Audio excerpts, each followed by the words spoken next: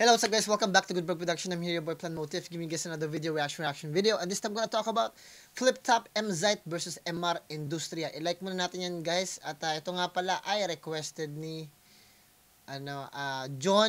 John Butiyong.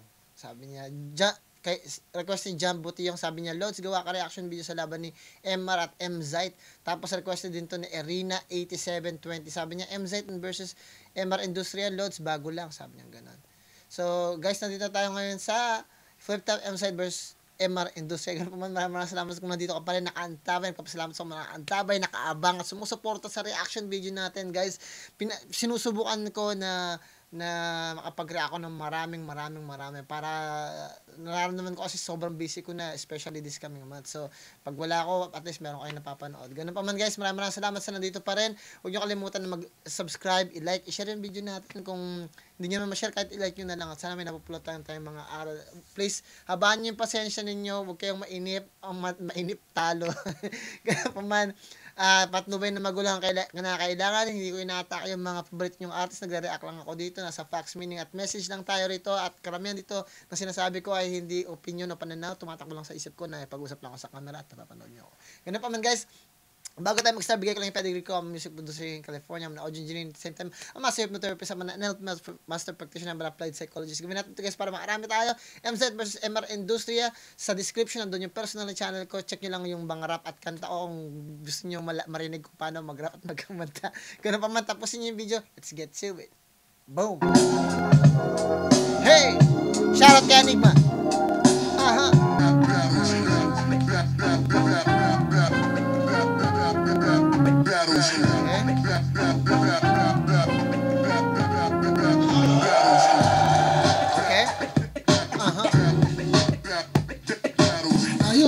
Siguro tingin ko preparado naman si Utol MR sa material niya. Sigurado ako mas titindihan niya yung nakaraan niyang performance. At nandito naman ako para i-line mark lahat yon. Yes, gagawin natin yung katawa-tawa, yung mga linya niya. Ayun, sa pakiramdam ko sa ngayon, inaabahan ako. Pero alam kong magtatagumpay ito lahat, pambuong gabi. Marami siya binubuksan na ideya tungkol sa'yo at tungkol sa kanya at tungkol dun mismo sa laban na siguro para sa akin hindi masyadong nabibigyang pansin o hindi masyadong ina-appreciate ng karamihan ng mas nakararaming nanonood na dapat pareho lang. MZite ang galing yung pumunto ng estilo. Isa yun sa talagang pag tinutukan niya yung angulo na yun, makukuha niya at mapapaliwanag niya ng maayos. Para sa akin, tingin ko naman nabigyan ko siya ng sapat na oras para mapaghandaan at syempre ayokong magpabaya. At di kasi nawawala talaga na na magta-try talaga ako ng iba't iba pang mga bagay-bagay na tingin kong pwedeng gumana. Yun, ganun pa rin yung paghahanda. Utol MR, alam ko gagalingan mo. Syempre, pipilitin ko din ibuhos yung mga nahanda ko o kung ano man yung kaya ko ngayong araw na to. Sana walang magkamali sa atin. Sana mabuo natin yung material natin pareho para classic yung laban natin pareho. Yes. MZite, good luck sa ating dalawa at kita tayo sa entablado. Bigay natin kung anong dapat at kung anong sagad natin.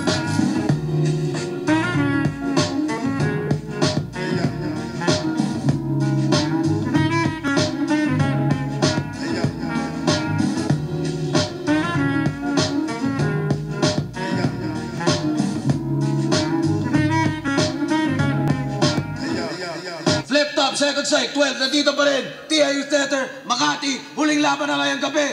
Unang event ng taong 2024. Flip Top magigay para sa sarili nyo at para sa lahat mga kasama natin dito. Shoutout sa lahat ng mga represent collab, shoutout sa Buenas, sa TMT VIP at sa lahat ng MCs na bumubuo na liga. Siyempre Flip Top staff palagi. Crown, Black Manila, RJC, Hypebeat, Branded, lahat ng tumutulong, sumusuporta, Got Bars palagi, Motos Battle League, Polo Battle League. At sa kanan ko, representing Pasig at Leyte, para sa inyo, mag-ihay tayo lahat para kay MZite. Respeto di hini. Shoutouts nga pala syempre, Crown Manila, palagi, Pastry Vapors, Hypebeat, maraming salamat. Sa shoutouts sa Flip Top, sa Breadit, yan, kung nandito man kayo. Sa TPCL Macau, 100%. Syempre, buong Motos Battle League, sana supportahan nyo. At syempre, supportahan nyo rin yung bago namin content, Hip Camp. Yeah. Shoutout sa Motos. Sa kaliwa naman, silang Cavite represent. Para sa inyo, magigay tayo lahat. Para kay MR Industria. Dalaan ng lahat. Shoutout po sa Pinas. Inelikap. Hip Up. Shoutout din palagi, Ingay Lika. At shoutouts nga pala sa mga 1 Minutes Luzon na kasama natin dito ngayon. Mga bagong abangan nyo sa liga.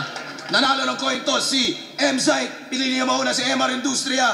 Non-tournament battle to. Tig 2 minuto dapat. 5 ang hurado natin. Pakinggan natin unang banat, second side, 12. MR.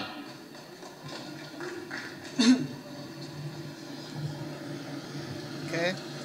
Bakit? Anong nasa isip nyo? Hiniisip nyo kung anong nasa isip ko? Ang nasa isip ko'y wala kang isip. Letrahan mo para lang sa mga mangmang.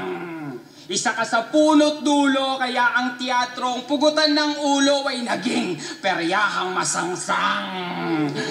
Wala kang isip, M-Site. Masisiba ka ngayon ng sibik at kultura at agham. Sobrang liit pa naman ang bukabularyo mo at ang bao mo'y pinamamahayan na lang ng langgam. Okay. Tapos ito ang estilong kinaugalian na ginahas at gasgas na gasgas na gasgas na gasgas na gasgas na gasgas na ng marami. Ito ang inyong estilong kinaugalian na ginahasa na ng marami. Mga baduy kayo, sabi ni Rame. Hindi na dapat pang dumami ang mga nangangating mga palad, ngunit naghuhugas kamay. Kunwari, sasalaksakan kita ng maka, lumang panitikan, total wala ka namang maka, bagong nasasabi. Taimtim kitang kakatayin dyan sa lugar mong komportable. Kukonektahan kita ng morpemang ang kuryente ay doble-doble. At kung sasabihin mong hindi ito rekta, ay mahina na ang iyong kable. Split up game! Game! Kanina pa. Kaso yung tornilyo ni M-Site, kalawangin na, hindi na mapihit. Sobrang bagal ng evolusyon mo sa paglaki ng ulo, pabata naman ang isip. Sa kakarampot na salita, paikot-ikot lang, paulit-ulit-ulit. Nagtandaan at nag-idara ng mga linya, ganun ka pa rin gumuhit, guhit. Huwag ka nang umukit, hindi ka bumabakas. Pangunahing tauhan nyo, mauuna pa sa pangwakas. Nasa pulso ka magsulat. Nasa pulso to magsulat. Rima ko tagalaslas. Tagatahika ng rima. Boses ko ang tagasastas. Taga-Cavite ako'y sadyang matayog aking balangkas. Na kahit ikaw ay nasa taas, aking maibababa, balangkas. May nag-iisip ng ererebat.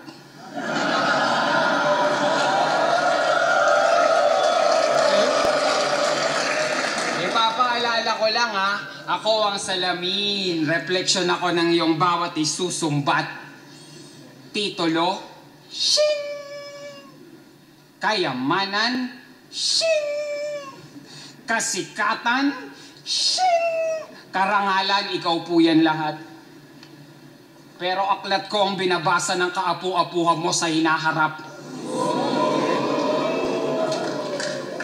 Salita ko ang sandata nila sa mga tao mapanakit. At tulad mong mapagpanggap, nais mo silang tulungan. Tumigil ka na mag-rap kasi ang sarap neto rat-ratin. Kasi dama ko masasama mong balak. Katawan mo'y pagpuputol-putulin at pipigain hanggang sa huling latak at ibuboro hanggang maging ganap na to na alak. Ano bang ginagawa mo dyan, Enigma? Pwede mo na tong itulak.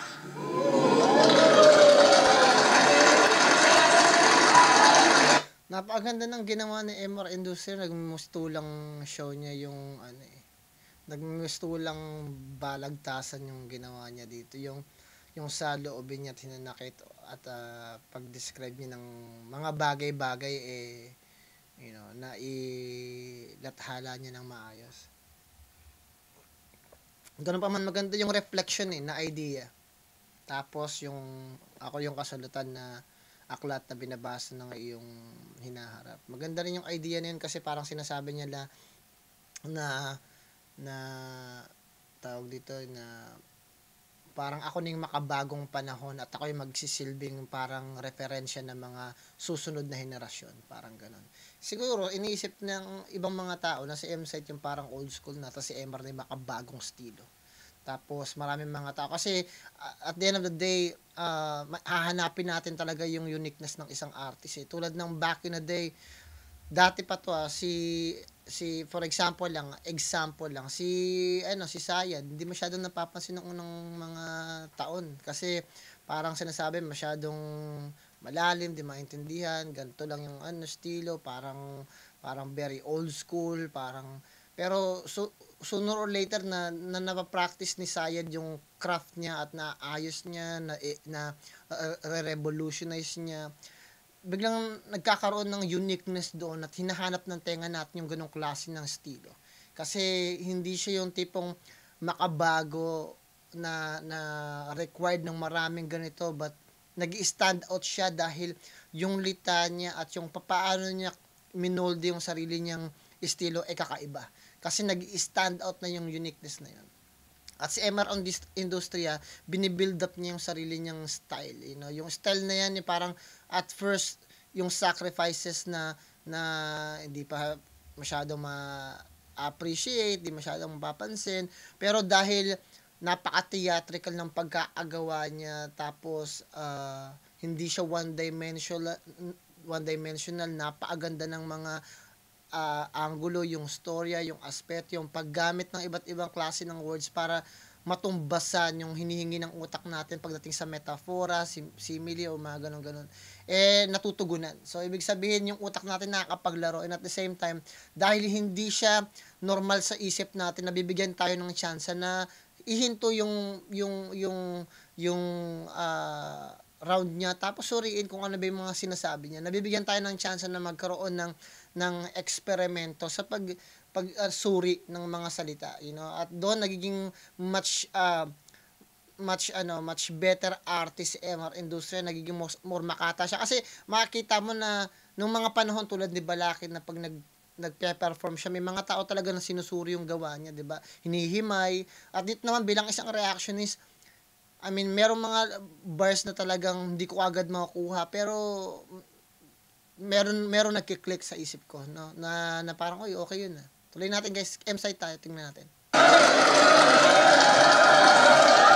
Sorry guys sa paliwanag.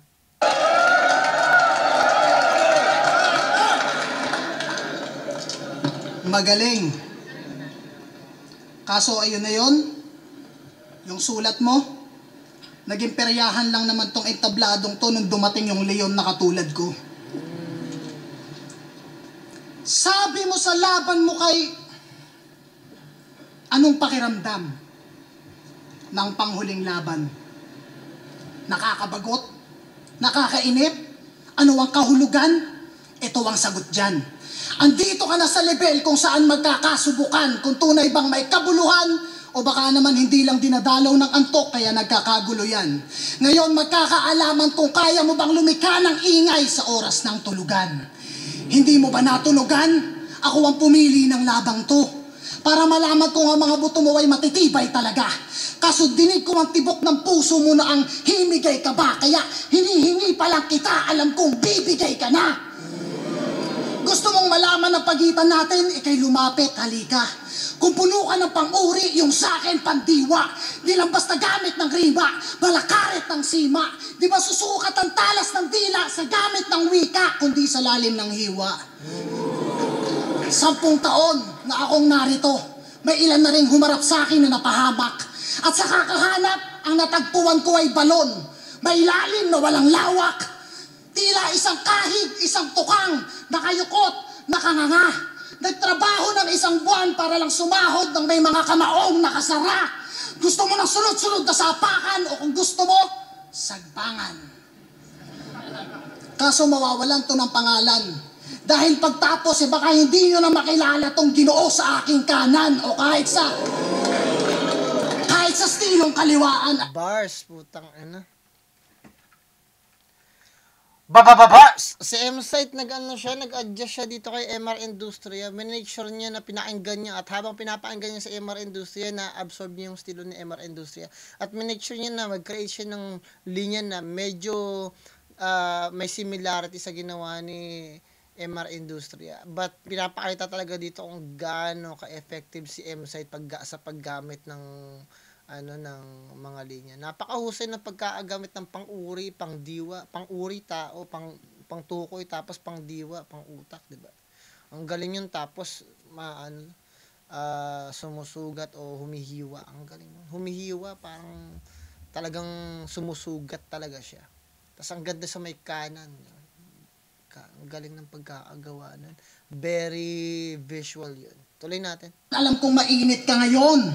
Kasi minsan okay lang din na gumamit ka ng malalim na salita, pero i-make sure mo na pag kinonect mo sa isang another na malalim na salita, may ganda yung flow.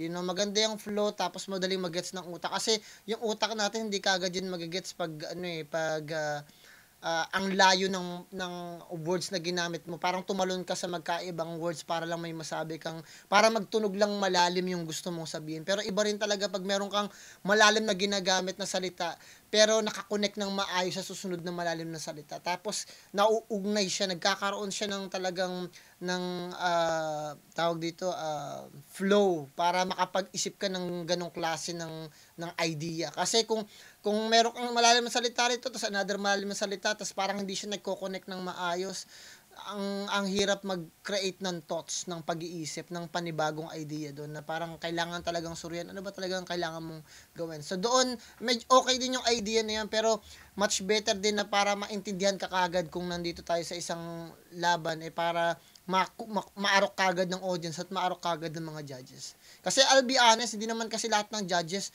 ganon kabilis yung pagkuha at pagsagap ng mga punchline, at hindi yun ganon, especially pag live, hindi mo naman pwedeng, teka lang muna, pwede ko, hinto ka muna dyan, sulat ko muna yung punchline, hindi naman ganon hindi nila kagad masusuri yun, base lang talaga sa naririnig nila, at pag inunawa nila yung punchline na ginawa mo, merong at least 10 to 20 seconds na makakalimutan nila yung sunod-sunod na salita na after ng punchline. Kasi hindi naman humihinto yung artist So pag inunawa ko yung sinabi ni M-Site, meron pa siyang sasabihin na kasunod. So makakalimutan ko na yun kasi kailangan ko suriin to dahil sa sobrang ganda nun So napaka-importante na talagang kailangan mo talaga ng tao na mataas ang bokabularyo, mabilis ang pangunawa, and at the same time, aral sa mga battle na yun. Kasi pagdating sa live, guys, walang pause, walang hinto-hinto dyan So, sa dami ng bokabularyo mo, sa dami ng experience mo, sa husay mo umunawa ng mga letra, mabilis mong masasagap kung ano talaga yung mas epektibo, at doon mahusga mo kagad ng maayos. Hindi katulad dito sa video ko na kahit pa paano, ang advantage ko na susuri natin. Yung pagsuri natin, nagbibigay yun ng kaukulang, hakbang para makuha natin yung gustong sabihin ng artist. At doon, nabibigyan natin siya ng malinaw at klaro na puntos. Kung sa live yun, medyo mahihirapan pa, diba? Tuloy natin kay, sorry kung nakwento ko. Kada laban ay kapanapanabik ng araw. Kung apoy mo ay santel mo, ako'y palaging handa sa papalapit na araw.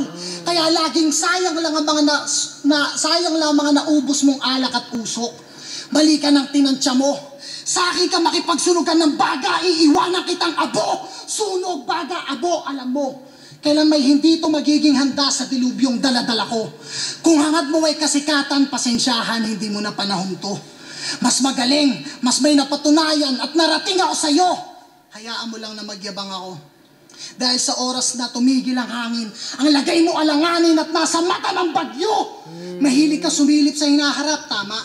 Hindi mo ba nasilip ang gabing to? Kung saan may nakita kang silid, paulit-ulit ang katapusan, tila inutangan niyang hindi na inimik, tila panaginip na hindi nakapikit, hindi makasigaw nakatahikan niyang bibig, sa duloy may lagusan at ako ang nakaharang, kung kaya't wala nang nakaraan, siya ay hindi nakabalik. Pero pagbibigyan kitang panandalian lingunin, lahat ng alaala mo matapos kitang balian ng leeg. Nagkamali ka ng dinig, Inaasahan mo ba'y walang humpay na panlalait at komedya? Ako ay titigan mo ng mata sa mata. Malas mo at hindi ako naparito para magpatawa. Wala akong puntong ligaw, di mambubulahaw ng tulog, walang sisinuhing iba.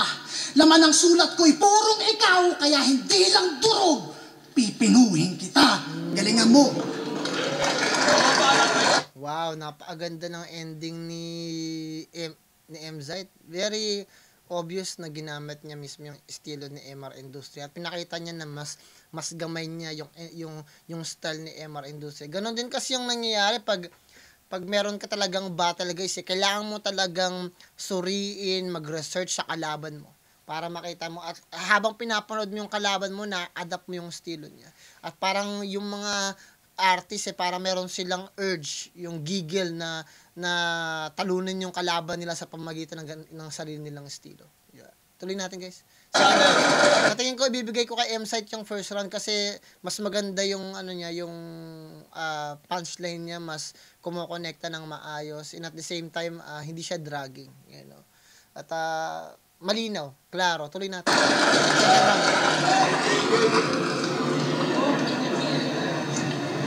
Oo nga naman. Pero, base sa mga narinig nyo at narinig ko sa'yo, senyalis siya ng malalim na depresyon.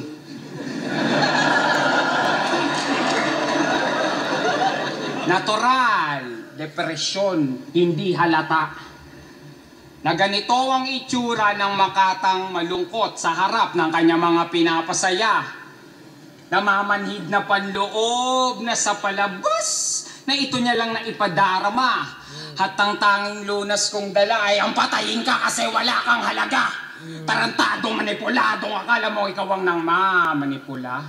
Puna ka ng puna ng mga ayaw mong maging, di mo napupuna na naging, ganon ka na.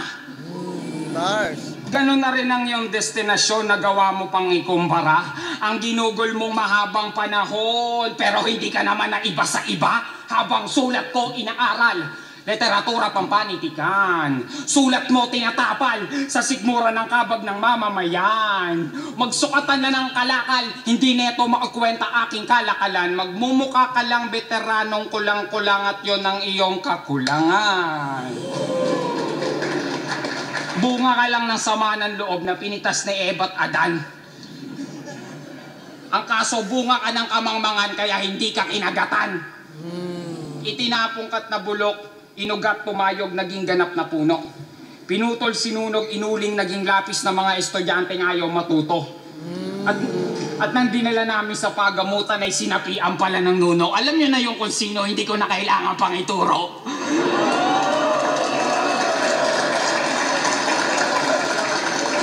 Kasi ginamit yung lapis na yun para sa utak ng mga mamamayan, kabataan, mga tao. Tapos yung pala, yung paggamit na yun, yung gamit mo na yun, na lapis na yun, yung spirito na yun, yung tipong sumanib sa'yo bilang isang maging elemento. Kasi yung mga nuno, multo, mga elemento yan Tapos yung elemento na yon na na-absorb mo galing din yun sa sa bulok na bunga na hindi kinain. Sabi dito ni MR Industry yan. Napungkat na bulok, inugat pumayog, naging ganap na puno. Naging ganap na puno. So isa kang bunga na naging ganap na puno, naging lapis na gamit. Tapos yung sinusulat mo pala para kang isang sinumpang prutas, yung sabi niya. Pinutol sinunapungkat na bulinitas ni Eva at Adan. Pakahusay. Bunga ka lang ng sama ng loob na pinitas ni Eva at Adan. Ang kaso, bunga ka ng kamangmangan kaya hindi ka kinagatan. Bunga ka ng kamangmangan, sabi nila, bunga ka ng kamangmangan kaya hindi ka kinagatan. So yung prutas, ikaw, yung bunga, pwede ring sabing sanggol. Kasi yung bunga hinahalin tulad mo yan sa pagiging tao pakinggan ninyo. Eva at Adan, sabi niya. Bunga ka lang ng sama ng loob na pinitas ni Eva at Adan. Veteranong kulang-kulang at yon ang iyong kakulangan. Bunga ka lang ng sama ng loob na pinitas ni Eva at Adan. Bunga ka lang ng sama ng loob na pinitas ni Eva at Adan. Kumbaga, yung sama ng loob nila, hinahalin tulad din yun sa parang, eto, ano ko lang to, ito yung deeper thoughts ko dyan, yung tipong nagtalik sila dahil sa frustration nila sa Diyos, dahil nagkaroon sila ng talino dahil nung kinain nila yung prutas na yun, nagkaroon sila ng talino na nakahubad pala sila, na ignorante sila sa mundong to. So ngayon, parang nagtalik sila, tapos yung prutas na yun, tinutukoy doon yung isang tao, yung tayo bilang isang tao. Tapos parang ang sinasabi dito ni Emar, ang kaso bunga ka ng kamangmangan kaya hindi ka kinagatan. Hindi ka kinagatan. So ibig sabihin, yung sinabi doon, yung bunga ka ng kamangmangan kaya hindi ka ano ba tinawag sa bless, no? Parang hindi ka, yung blessing sa Tagalog. Kinagatan yung parang hindi ka, yung parang ginabayan ng Diyos ng maayos. Yung parang kasi bunga ka ng katangahan So kasi pag ikaw talaga ay isang propeta o sumusunod sa Diyos, parang nagiging maayos kang bunga Pero dahil hindi ka, ibig sabihin wala kang value. Kasi pag may value ang isang prutas, kinakain mo Pero pag sa tingin mo, bulok ka, wala kang kwenta, tinatapon mo lang siya. So, ibig sabihin kumbaga hindi ka nabasbasan, so parang tinapon ka lang. Tapos naging puno ka, naging uri ka ng halaman, naging matayog ka, yung sinasabi. Itinapon ka't na bulok, inugat mo. Itinapon ka't na bulok. So bilang isang tao, para kang si Cain. So tinapon ka, pinalayas ka sa mundong to, tapos nagkalat ka, tapos naging bulok ka. Parang naging isang uri ka ng tao na poisonous, na parang toxic ka na individual. Tumayog, naging ganap na puno. Tumanda ka, naging ganap na puno ka. Ito, ano na to guys, figure of speech na to. Pinutol, sinunog, inuling, naging lapis na mga estoy. Ibig sabihin, naging ganap ka, naging isang tao ka, nagkaroon ka ng kakayahan, nagkaroon ka ng talino, nagkaroon ka ng experience, at namuno ka sa mga tao. Kasi naging kaalaman ka sa isang tao Diyante nga ayaw matuto.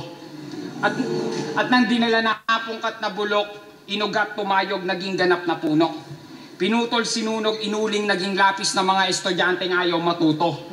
Yung mga tao na ayaw naman makuha at yung talino mo, tinuruan mo.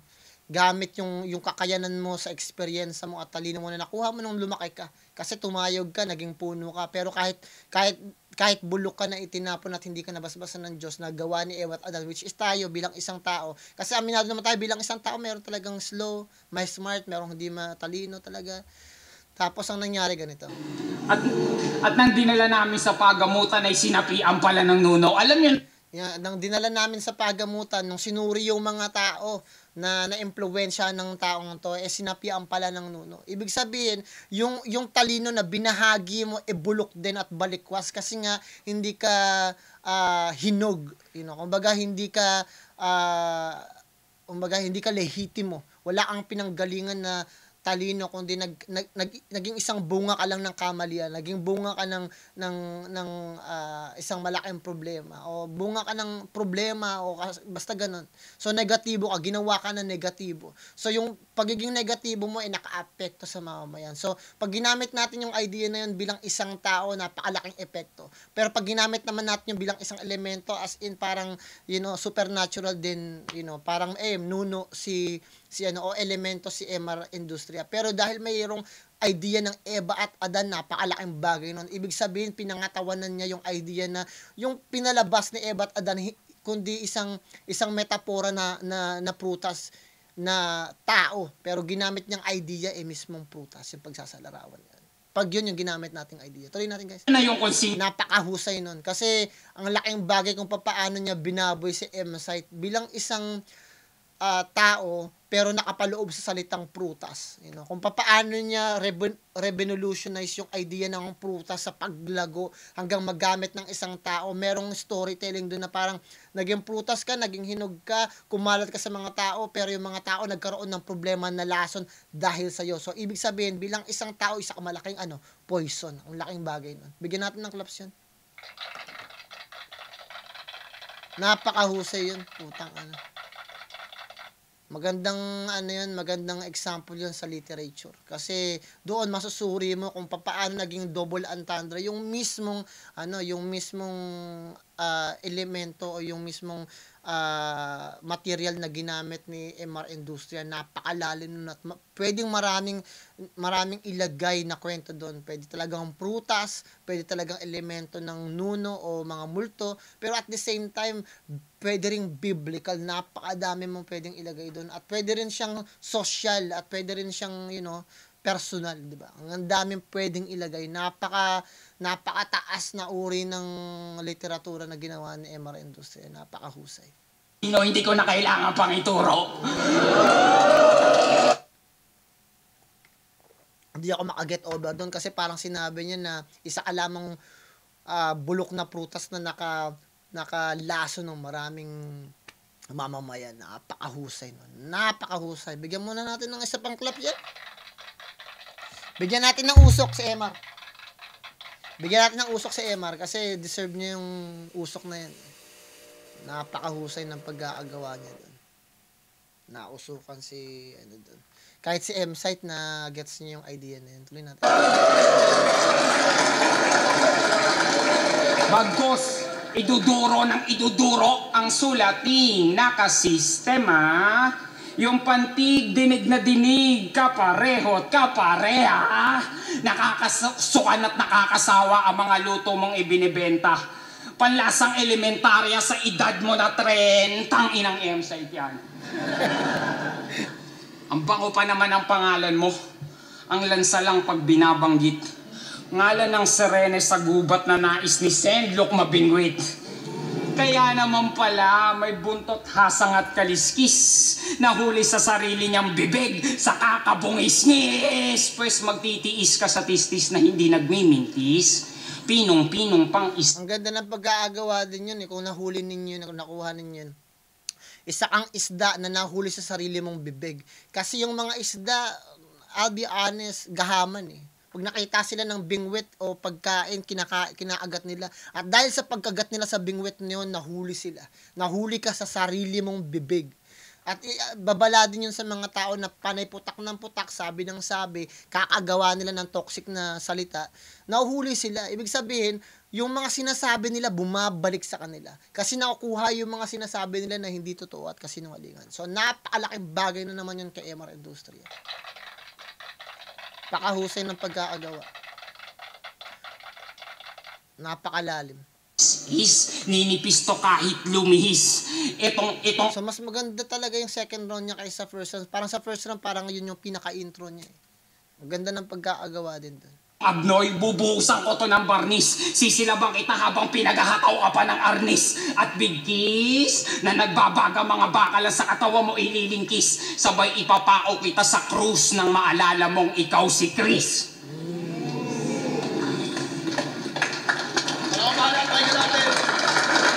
Ang ganda ng pagkaagawa dun ni MR Industria. Sa tingin ko, may tumatak talaga siyang linya na ang hirap. Paano mo tatapatan yung ganong klase ng yan. Hindi lang siya basta statement na mabigat punchline, meron din siyang talagang sinasabi. Tuloy natin. Napakahusay. Napakahusay mo magturo. Matalim ang diksyonaryo. Kaso nagkamali ka ng turo, maghanap ka na ng matinik na albularyo. Yung mga katulad mo ng estilong panglaban, puro na lang, ako ang. Mga alanganin bagsakan, kaya isa-isa nang nakumang. Para nga pa sa sining at masabing ikay higit na magaling sa kanila. Kaso nga lang kung madali lang mahambing, paano naging kakaiba? Purong Tagalog, pero pagkatapos ng kada ikot, sisigaw ng time. Wag mo ikaila. Asa ng paninindigan doon? Nabali na yung dating di magiba. Tangina, gagamit ng mga hindi niya alam na salita. Purong Tagalog na may konting Ingles, walang isang salita. Mag-iipon na malalalim na kataga, tagpi-tagping pagsasamahin. Kung kaya't nagiging patapon, mali-mali pagkakasalin. Huwag nyo sa rima ibase, dapat may kalakip. Tama yung sinasabi ni M-Site kasi minsan talaga yung pagtagpi-tagpi niya. Katulad ng sinabi ko, di ba? Yung kanina sa first round na parang okay lang din na maglagay ka ng mga malalim na salita na make sure mo lang na-connect ng maayos. parang cord ng kuryente. Kasi pag ang layo, ang talon, parang ang hirap talaga maintindihan eh. Parang sapilitan mong pinalalim yung idea na yun. Pero kung maayos yung pagkakakonekta ng mga malalim na salita, nagke-create siya ng magandang flow at nakaka-create tayo ng pag-iisip, ng thoughts. Kasi naisip natin kung ano ba yung talagang gustong sabihin at tinutukoy. Pero kung masyadong sapilitan, ang hirap gawin. Tama yun. Tama yung ginawa ni M-Site. Nagets niya yung gusto kong sabihin. Na imahe, kahit pa ilalim na dinali, gato maging ibang klase sa paggamit lamang ng tulay may naitawid na mensahe. Galit sa mga mababaw. Tama yun eh. Kasi kailangan mo gumamit ng maayos na tulay, maayos na salita para maitawid mo yung mensahe mo. Kasi aanin mo yung kahit gaano kalalim na mga salita kung hindi naman kumukonekta ng maayos. Tuloy natin. Na dapat ngay magpasalamat ka na lang at sila ay yakapin mo. Isipin mo na kung wala yung mga yan, walang basihan yung lalim mo. Masisisi mo ba ang ilan na kung yun ang napili nilang daanan? Sa mata mo'y kahinaan at kapintasan samantalang isa ka sa naaambunan ng pakinabang. Komedya ang unang tinangkilik sa liga, tama? Mga panoong hindi pa kami nahanap ni Enigma. Hindi naman kami nagtatago. Kung saan bilang pa lang ang malalalim at mga lirikal na naglalaro. Hanggang sa unti-unti nang naging pantay ang pagtanggap at hindi na nagkalayo. Ang punto ko dito, wag kang bano. Kung walang mga namuhunan, walang industriya ang lalago. Matuto kang rumispeto ng pagkakaiba. Bars. Wala pa tayo. Putang ina yun, hindi na-appreciate ng tao yun. Bars! Kasi direkta yun kay Industriya, kasi pangalan niya MR Industrias. Kung walang mga namuhunan, wala yung mga katulad namin, walang katulad mo na darating. Kasi ngayon, sa panahon dati, kasi katulad ng sinabi ko guys, sa passing tabi lang wala akong gustong saktan na damdamin dito. Kung isipin niyo guys, kung ano yung nauuso sa flip top, comedy, yun yung nananalo. Seryoso, yun yung nananalo. Paawa effect, yun yung nananalo. Sa panahon ngayon, etong taon na to, parang ang nananalo lang yung sino yung nagmamak ng linya eh. Parang yun na yung, kung ano yung uso ngayon sa flip top, yun yung pwedeng manalo. 'Di ba? Marami mga artist na lumaban yung nakaraang buwan na nanalo kahit hindi naman ganun kasapat yung ginawa, pero dahil lang nagmak, parang ganun, 'di ba? Napakatamad na pagsusulat. I mean, okay lang na mag-line ma kayo, make sure ninyo, habaan nyo yung rounds ninyo. Nagsulat ba talaga kayo, hindi yung magla-line ma kayo, tapos yung rounds ninyo sobrang ikli lang, di ba? Mas maganda yung gano'n kasi, ibig sabihin, ang gusto kong sabihin, dati meron ng comedy, meron na ring seryoso, meron na ring buhat bangko, meron na ring mga tao na magaling mag-metaphor, meron ng paawa sa sarili. At dahil lahat yon na ibigay na sa entablado sa stage, natanggap na siya. So kahit anong style na lumapit dito, tinatanggap na ng maayos. Kasi nakapag-adjust na yung tao, yung mamamayan sa kung ano yung ibibigay ng artist. Natuto na silang ma-relax sa mga idea niyon. Kasi may mga tao kasi na pag narinig na yung bago, parang binabash nila kasi parang sa kanila ang boring, di ba? Pero ngayon dahil natanggap na siya, kaya kung walang mga nagpondo ng mga ganong klase ng mga estilo, walang industriya na lalago. Walang katulad mo na tataas. Kasi yung ginagawa mong estilo na appreciate na ngayon. Dahil yun sa mga nakaraan, napakahusay na pagkakadeliver ng M-Site. Sa sukdulan, hindi pa yan ang ugat ng lahat. Ito ay piraso pa lamang ng bubog sa mga umaastang mulat na mulat. O ano na, makalumang tao. Nagulat ka ba sa kaharap mong kawal? Na tila tukhang na sa panahon ng bato biglang nilabasan ng bakal. Kaya bilisan ng hakbang ng matalisod. Magugulantang sa kada ikot. Nasa ulo mo ang tanda, kaya malabo yan na makalimot. Pag natapa, pagkatakba, halaluhod, tapat sa bilog. Sa iiwanan kong marka, walang paghilom. Sariling wika ba? Sige po kang bibig, bang-bang sa taga-ilog. Para saan nga ba ang lahat ng to? Para saan nga ba ang lahat ng to? Ano ang nais kong iparating? Nais kong matuto kang gumamit ng sandata na hindi nasasakripisyo ang galing. Kahit na alam ko ng lahat ng to ay baliwala, sapagkat ang tanging nais ng gawin ay ang magpaputok sa ulo na walang gamit na baril. Sa tingin ko nakuha ni MR Industry yung second round dahil sa tingin ko meron siyang ano doon meron siyang iniwan talaga na tawag dito na bara na talagang sa tingin ko nag-iwan talaga ng marka. At hindi lang nag-iwan ng marka, nagbigay din ng talino sa mga tao. You know. Napakahusay ng pag-aagawa ni MR Industry sa second round. Third round natin.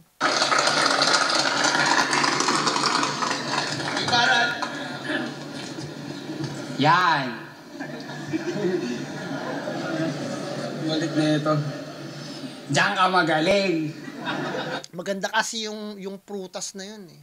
Tapos maganda rin yung isda na nahuli sa sarili niyang bibig. Ang ganda din. Totoo naman, nakita nyo naman, di ba? Diyan ka lilibing. Diyan ka nagkaroon. Diyan ka rin aagnasin. Pero, bago ang lahat, bungo mo ay bibiyakin. Kukunin ko ang utak mo nang wala nang isipin. At ang iyong kaluluway, isisilang na ikaw pa rin muli itong magaganap. Muli ko na namang babanggitin. Tamang bara sa tamang oras sa tamang bara. Tamang tao sa tamang lugar, tamang punyal, tamang pagtarak ng industriya ang batayang panlipunan pang ng hamak. Sumisining aking letra ay nakabubuo ng imahe sa utak, kaya nga nakapagtataka. Bakit nais mo kong gapiin? Ako ang iyong wika na dala mo kahit saang kadalhin. Nais mo kong pigilang lumago, muling gamitin at angkinin. Nais ko lang naman ay muli nyo kong mahalin. Pagkat ang alpabeto mo ay pangalan ko rin, nagkataon lang na isa kang iskwating. Ako pala si Emar. Teknikal ang material, materyales para teknikal. Espiritual, mamersonal, natural sa aking personal. Eto nanliliit lang tong mortal. Yung susi ko'y malasusi sa mortal na mga mortal at ng mga lokal. Kaya plasma, matagal na kitang napapanaginipan. Niyuyurakan kita habang pinapaliwanagan ng totoong kadiliman. Wala ka sa dilim, Plas. Nasa lilim ka. Kaya Paulo at Paulo, yung pangalan yung dalawa, iaalay ko sa aking ina, ibabalik ko sa Biblia. Maalam ko, hindi ito ang pangalap mo sa aking maging. Pero hindi mo kasalanan na pinili kong maging kalawakan kaysa sa pagnanasa mo sa aking maging isang bituin. Pero sa'yo ako nang galing, ma. Kaya kong higitan ang mga kaya mong gawin. Kaya kong patunayan na mas makinang bituin sa pinapangarap kong dilim at isa ka sa patunay. Isang bituing lumilikha para sa akin. Dilim ko ang patunay na ako ang nasa likod ng kinang ng mga humahamak sa akin. Dilim ko ang patunay. Napakahusay ng pagkaagawa ni industriya. Parang kaya lang kayo nagkikislapan, kaya lang kayo nagkakaroon ng tanyag o ng ilaw dahil may dilim sa background ninyo. Kasi kung wala yung black background, hindi kayo kikislap eh. Tama yung ginagawa ni Emma Rondes. Mahusay din yan. Na ako ang kulay sa mga piyesa na mga itinatapat sa akin. Pagkat ang kadiliman mo ay kaya kong yakapin. Kaya kong gunawin. Dito ko nasusukatin. At kaya wala ako sa isa buhay. Para katayin ka't hindi na buhayin. Sa aking kamay ka mamamatayan na napatunayang pangitain. Patunay lang na ang pangitain ay kaya kong totohanin at yan ang pinagkaiba natin.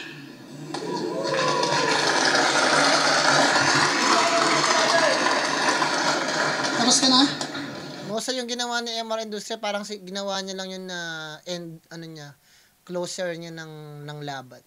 So meron siyang ang parang nakita ko yung buong laban ni MR Industria, meron siyang pang-umpisa, meron siyang gitna, meron siyang closer. So talagang nag-focus siya sa second round, which is very very good. Try natin yun. Mali ka ng tugon. Kung sinabi kong tapos ka na, hindi yung tanong. Maniniwala ka ba kapag sinabi kong kung ano ka ngayon ay ganyan kami noon? Kaso kung gusto mong tumagal, kailangan mo matutunang sumabay sa pagbabago ng panahon.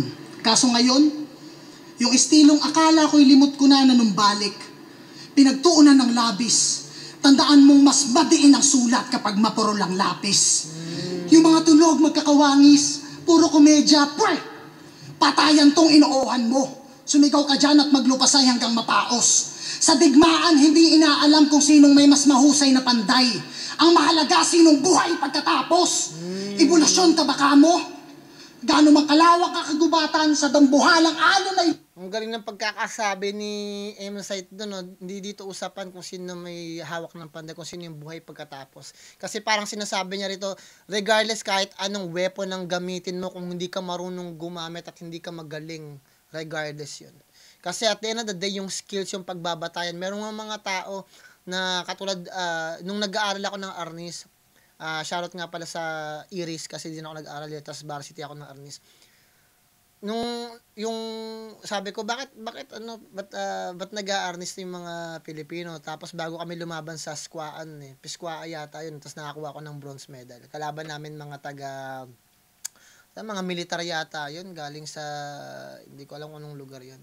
So, nakuha ko yung bronze. Tapos, parang, para sa akin, parang ginagawa ko lang yun kasi varsity, parang ganun, pasikat lang. Pero hindi ko alam na yung pag-a-Arnis pala, malaking bagay kasi mag-start ka sa unang stick. Kasi, in reality, tawag dito, parang sundang o espada. Pagkatapos ng isa, magtuto ka sa dalawa. Pag tapos ka na sa dalawa, then matututo ka ng wala na. Ikaw na kamay mo na yung ginagamit mo. Tapos pag after ng kamay, kahit anong mahawakan mo nagiging weapon. Kahit sombrero, lapis, papel, kung napanood niyo yung Riddick na palabas, si Vin Diesel, tinuruan siya mag-Arnis dun Kaya yung ginamit niyang weapon mismo, yung baso, o kaya toothpick, o kaya yung pambukas ng lata. Sabi niya, I will kill you with this cup. Tapos, yun pala, kahit yung kay Deadpool, Daredevil, yung idea doon ay Arnis, yung ginagamit nilang weapon. So, nung naisip ko, sabi ko, galing pala nun. Ba't hindi ko sineryoso? Kasi, ang ilang taon lang naman parang 2 years lang naman ako nag-Arnis nun Tapos, may pera kasi sa varsity, kaya lang naman ako sumasali. Nag-varsity ako ng sepak, nag-varsity ako ng taekwondo, nag-varsity ako ng Arnis, Tapos basketball, Pero sa basketball, parang sa first round lang, tapos umupo na ako. Kasi, di ako pang matagalan sa hindi ako pang matagalan. Tsaka maliit lang ako, parang sa point guard, mga ganun. Pero hindi kami lumaban, parang sa upo lang ako. Hindi ako mahusay sa basketball talaga, guys. Never ako dyan. High school pa ako nun kasi kung ano yung height ko ngayon, yun yung height ko ng high school, di na ako tumangkad. Dahil yun nung elementary, nag-martial arts na ako. Kaya naisip ko lang yun. Pero kung babalikan natin, parang ang ganda ng pag-aasabi ni M-Site na parang kahit ano talagang weapon ang gamitin mo, pag hindi ka magaling, nothing. Talo ka pa din. Tuloy natin. Lunod, lahat ay wawasakin. At ang tanging matitirang nakatayo ay yung may ugat na malalalim. Nangyari ang hindi inaasahan. Nakulong at nagtigil ang mundo, binalot ng sakit at kahirapan. Pinilit na gawa ng paraan na maibalik ang mga laban. May salapi sa usapan, pero hindi salapi ang usapan. At nung nanumbalik na sa normal, kanya-kanyang pasiklaban, nagsisiga-sigaan. Hoy! Lumabas ka lang nung may araw nang nasisilayan, pero nung panahon ng taglamig, kami nagsilaban. Nasang kanong ang nagsilaban, nagkaanuhan, pero nung taglamig, kami yung nagsilaban, kami yung nag-apoy, nagpakitang gilas, nagsindi, ng ganun. Ganda ng pagkakahusay. Sakyan mo, muntik na mahulog sa bangin dahil may problema sa pagtakbo. Nakatulala ka lang. Di ka man lang kumuha ng pangkalso. Anigma, wag naman sana.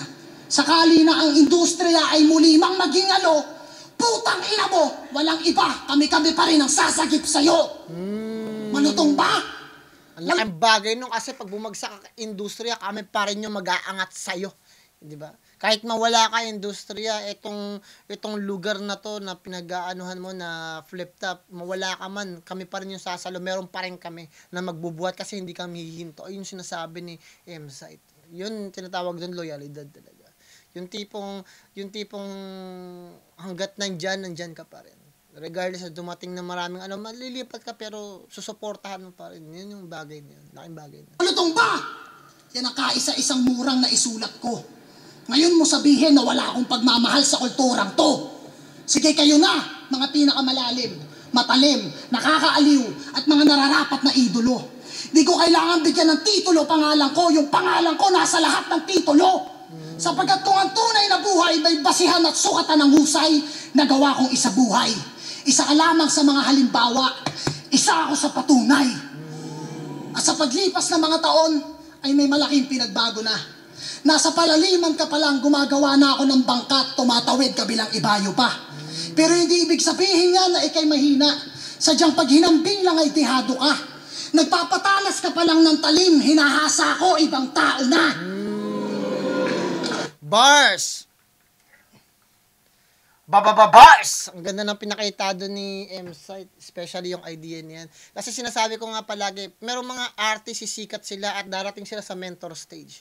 Katulad ni Kuya Drew, ibang mga artist talaga, merong panahon na pag nakuha mo na yung, hindi naman, kasi darating yung time na parang ramdam mo na yung limit mo. Andito na ako sa pinakarurok, pwede ko pang i-express na lahat, pwede ko pang i-maintain, pero meron talagang level na talagang kaya lang abutin ng kakayanan mo, 'di ba? May katulad ng utak natin, may limit lang yung utak natin kaya natin gawin eh.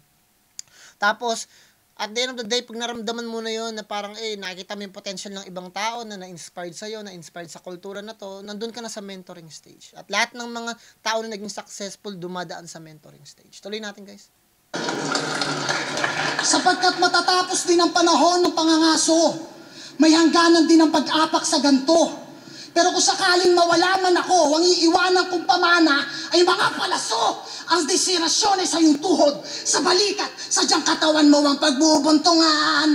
At yung mga bakante naman, magmimistulang palatandaan ng mga hindi ko pa napupuntahan. Ikaw ba ay naguguluhan? Ako ang bugtong na hindi masagot. Bukod tanging nasa harapan mong hindi mo abot, mali ka nang nasilip. Dito ang hinaharap. Tanong ay bakit ganto? Napag-iiwan na ka na Emar, ang kalaban mo yung dating ako. At bago matapos to, at ang mga nakikinig mag-ingay, magaling ka naman, kaso nadala sa maling palagay. Mahusay bukod tanging sa mga naging kasabay, ang pagkakamali niya lang ay lumaban sa taong anumang sining ay kayang gawing pamatay.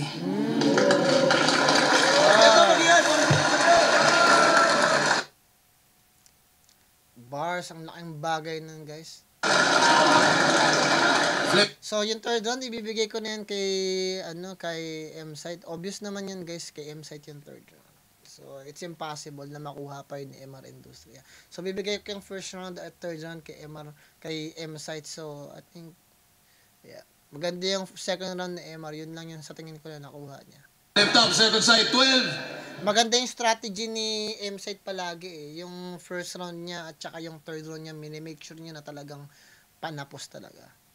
MR Industria versus M-Site. Mag-iis pang beses para sa kanilang pareho. Panalo tayo lahat sa laban na yun. Pero ang boto ng hurado, 3-2. Mag-iay para kay M-Site. Ba't nagkaroon ng to sino bumoto kay MR Industria? Hindi ganun yung hirap nun, putang ina-rap yan. Binoto sa M-Site. Dapat ang plano ko i-judge siya M-Site. Shoutouts kay Iggy, kay Bok, kay Sir Marit, kay Alphonse. Strongest na MR second round.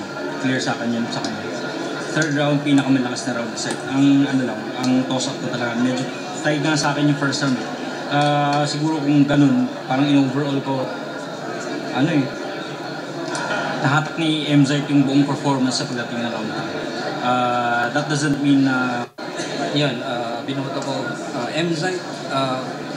Round 1 para sa akin, klaro na siya sa estilo ni MR. Siya sa MR Industria. pero dikit. Pwedeng MR sa video. Sa judge sa M-Site versus MR Industria, unang-una sobrang saludo sa ginawa ni M-Site na tumawid siya sa estilo ni MR. Pero para sa akin, 1-2-1 MR yun. Pareho sila ng atake pero strict. 1-2 MR, hindi ko alam saan mo nakuha yan. Pero doon na lumabas yung pagiging subjective. Pinili ko si MR. Then round 2, doon lumabas yung pinagkaiba nila. Mas nabivisualize ko yung sinasabi ni MR kaysa kay M-Site. Although malakas yung sinasabi ni M-Site, pero ang lakas maglagay ng information ni MR sa isip ng mga nakikinig. Which is yun yung number 1 weapon na dapat meron ng MC. And then round 3, bumawi si M-Site ng sobrang grabe dahil laylay si MR doon.